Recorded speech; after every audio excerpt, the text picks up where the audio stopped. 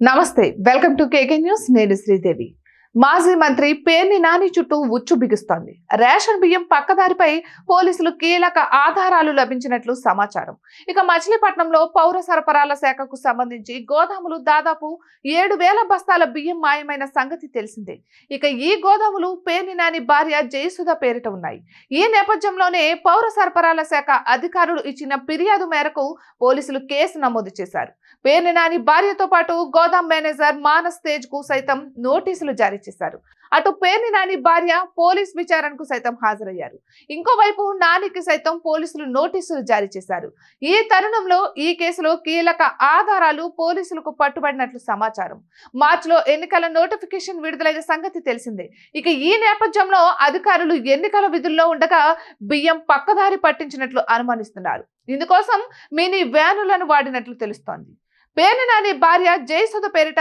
ఇక్కడ గోదాములు ఉన్నాయి వైసీపీ హయాంలో పౌర సరఫరాల శాఖకు ఈ గోదాములను అద్దెకిచ్చారు రేషన్ బియ్యం ఈ గోదాముల్లో నిల్వ చేస్తుంటారు వీటికి మేనేజర్ గా మానస్ తేజ్ ఉన్నారు ఆయన నెలవారీ జీతం 12,000 రూపాయలు అయితే ఒకేసారి మానస్ తేజ్ అకౌంట్ నుంచి పేర్ని నాని అకౌంట్ కు 1,75,000 రూపాయల బదిలీ చేయడంపై అనుమానాలు ఉన్నాయి తన యజమాని భర్తకు అంత మొత్తంలో మేనేజర్ పంపడం వెనుక ఉన్న ఆంతర్యం ఏమిటని పోలీసులు దర్యాప్తు చేస్తున్నారు మానస్ తేజ్ అకౌంట్ లో సుమారు 25 లక్షల మేర లావాదేవీలు జరిగినట్లు కూడా గుర్తించారు ఇక అందులో ఆయన వ్యక్తిగత అవసరాల కోసం 7 లక్షల రూపాయలు ఖర్చు చేసినట్లు కూడా పోలీస్ విచారణలో తేలినట్లు తెలుస్తోంది ఇక తక్కువ జీతానికి పనిచేస్తున్న మానస్ తేజ్ కు అంత మొత్తంలో డబ్బు ఎక్కడి నుండి వచ్చిందని పోలీసులు విచారణ చేపడుతున్నారు అయితే పోలీసులకు కీలక ఆధారాలు లభించడంతో కోర్టు అనుమతితో ఒక్కరోజు కస్టడీలోకి తీసుకున్నట్లు తెలుస్తోంది ముఖ్యంగా ఈ బ్యాంక్ లో నగదు లావాదేవీల విషయంపై ప్రయత్నించినట్లు సమాచారం